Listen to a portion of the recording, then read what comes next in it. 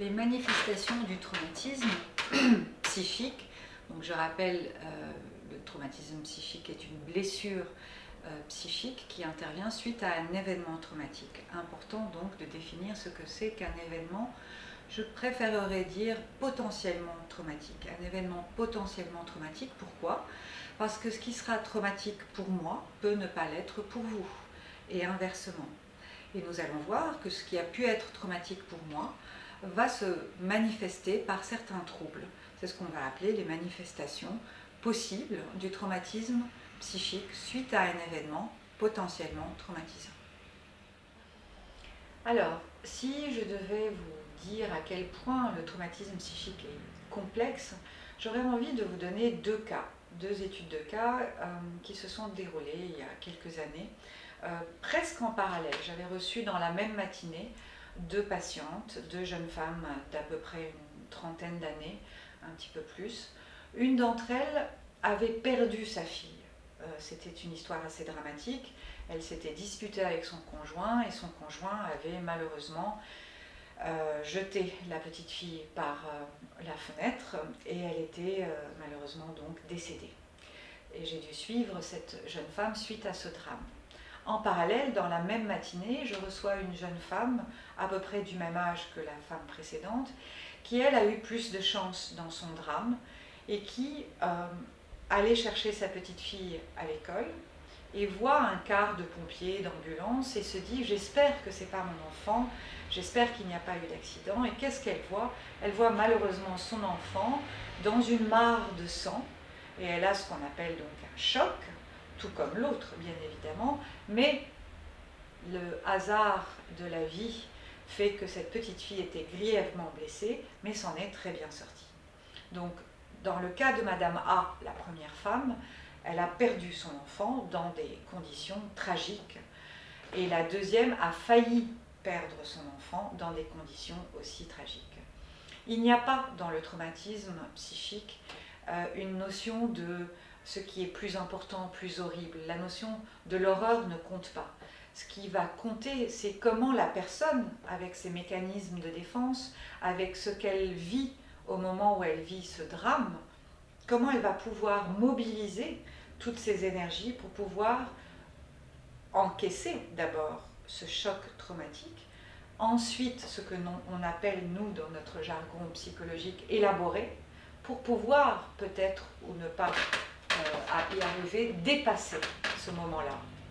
Alors bien évidemment, je ne vous ai pas choisi le cas le plus simple du traumatisme psychique, j'ai choisi le cas le plus, j'ai envie de dire, douloureux, parce que si on prend la perte de l'enfant, la mort d'un enfant, et qu'on voit dans la langue française, la langue anglaise, dans beaucoup de langues, je ne les ai pas toutes explorées, mais j'en ai exploré pas mal dans différentes régions du monde, il y a un mot pour dire orphelin, orpheline, lorsqu'on a perdu nos parents. Il y a un mot pour dire veuf et veuve lorsqu'on a perdu un conjoint. Mais dans la langue, dans la syntaxe, dans la grammaire, dans la langue qui est le symbole de la pensée, il n'y a pas de mot pour dire avoir perdu un enfant. Parce que dans la suite normale, ça ne devrait pas exister. On meurt avant que notre enfant meure. Donc comment vont se manifester des troubles suite à ce traumatisme chez telle femme et chez telle femme, chez la femme A et chez la femme B. Tout cela pour vous dire que rien n'est simple dans le traumatisme et c'est bien complexe. Étonnamment, la femme A qui a perdu son enfant a pu s'en sortir de manière plus, on va dire, moins handicapante que la femme B qui, elle, a retrouvé son enfant vivant. Eh bien, dans les manifestations, ce qui s'est passé, c'est qu'on a très souvent, suite à un événement traumatique, où ici c'était avoir perdu quelqu'un, donc je ne suis pas dans la définition de j'ai failli mourir, je suis dans une définition autre qui est celle du deuil ou non traumatique, de la notion de perte. Une d'entre elles a pu avoir des manifestations, comme on retrouve souvent dans les manifestations du psychotraumatisme, telles que la dépression, bien entendu tous les symptômes qu'on appelle le syndrome, qui est un groupe de symptômes. Le syndrome le plus clair et le plus retrouvé est le syndrome de répétition, Alors le syndrome de répétition va se manifester soit par des hallucinations, soit par de l'illusion, le souvenir forcé, les cauchemars à répétition, les réviviscences. Il y a plusieurs manifestations de ce syndrome de répétition. Et puis il va y avoir d'autres troubles tels que l'isolement, la dépression. Certains vont manifester des troubles des conduites alimentaires, des troubles de toxicomanie, troubles qu'on appelle aussi de mise en danger de soi-même. Eh bien, la femme A qui a perdu son enfant, qui elle était dans ce qu'on appelle un deuil traumatique, a manifesté une très grande dépression qui a duré 2 ans avec différents traitements, mais qui a pu retrouver une certaine vie, je ne dirais pas normale, parce qu'on ne retrouve pas une vie normale après un événement aussi tragique, mais qui a pu retrouver une vie opérante, on va dire. Alors que Madame B, qui elle a eu cette chance dans son malheur de retrouver sa petite fille vivante, sans grandes séquelles, juste la petite fille a boité pendant quelque temps suite aux diverses opérations, mais elle s'en est très bien sortie. Eh bien, 2 ans après, 4 ans après, Madame B n'arrivait toujours pas à s'endormir sans revoir cette scène. Tout à l'heure, je prenais l'exemple où je vous citais, où je vous disais, si nous étions, vous et moi, dans un wagon de métro et qu'il y a eu une explosion, comme malheureusement il y a eu à l'attentat de Port-Royal et où nous étions intervenus avec les cellules d'urgence médico-psychologique, différentes manifestations. Donc là, nous sommes dans un traumatisme, je vais dire, direct, donc où nous avons failli mourir. Eh bien, lorsqu'on a failli mourir, on a pensé mourir, on ne sait pas ce que c'est que penser mourir, puisque je le répète, on ne sait pas ce que c'est, même si on a des croyances, on ne sait pas ce que c'est. Nous allons avoir peut-être des manifestations, tout un chacun différentes. Ce qui est potentiellement traumatisant pour moi peut ne pas l'être pour vous. J'insiste infiniment sur ce point. J'ai eu un patient qui était dans un train, et ce train s'est encastré dans un autre train, et il a assisté, il n'a eu aucune blessure, heureusement, mais il a assisté à...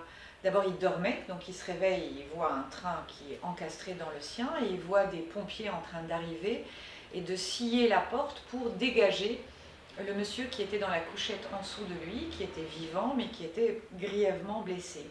Et il a dû tenir la lampe pour le pompier, donc il a participé à cette scène où il y avait quand même des blessures importantes, mais physiquement, il n'avait rien. D'accord? Il s'en est très bien sorti. Eh bien, ce monsieur a manifesté ce qu'on retrouve très fréquemment dans les traumatismes psychiques, des cauchemars, une inhibition, une peur de reprendre un moyen de transport quelconque. Mais étonnamment, pendant des années, il ne pouvait pas voir tout ce qui était à gauche. Parce qu'il avait vu la scène avec son œil gauche, pardonnez-moi. Et pendant des années, il pensait avoir eu, suite à cet accident, une lésion neurologique du côté gauche. Après maints examens neurologiques, des examens avec des opticiens, des oculistes, des ophtalmos, tout ce qui avait comme batterie médicale, très souvent ils ont besoin d'être rassurés médicalement, ils se sont aperçus qu'il n'y avait aucune lésion neurologique, que cette cécité, c'est-à-dire qu'ils ne voyaient plus du tout avec l'œil gauche, surtout tout ce qui était à gauche, eh bien, n'était qu'une manifestation psychologique suite à ce traumatisme psychique. Et après une thérapie qui a duré environ 18 mois, il a pu retrouver la vue de son œil gauche et de tout ce champ gauche qui avait été occulté suite à ce traumatisme psychique. La bonne nouvelle lorsqu'on parle de traumatisme psychique, parce qu'il faut quand même essayer de voir le positif, c'est que tout d'abord, tout le monde n'est pas traumatisé, fort heureusement, et ensuite, il arrive que le traumatisme psychique provoque un bouleversement de l'être au sens de l'individu. Parfois, ce bouleversement va être très difficile. Beaucoup de patients viennent me voir en me demandant « aidez-moi à être celle que j'étais avant le traumatisme » ou alors « aidez-moi à oublier ». Je leur dis que ce n'est pas chez moi qu'il faut venir. Mais parfois, ce bouleversement de l'être va permettre à la personne de vivre autrement, de vivre différemment, voire même de vivre mieux. Donc, essayons aussi de voir le côté positif du traumatisme psychique parce que parfois il y en a, fort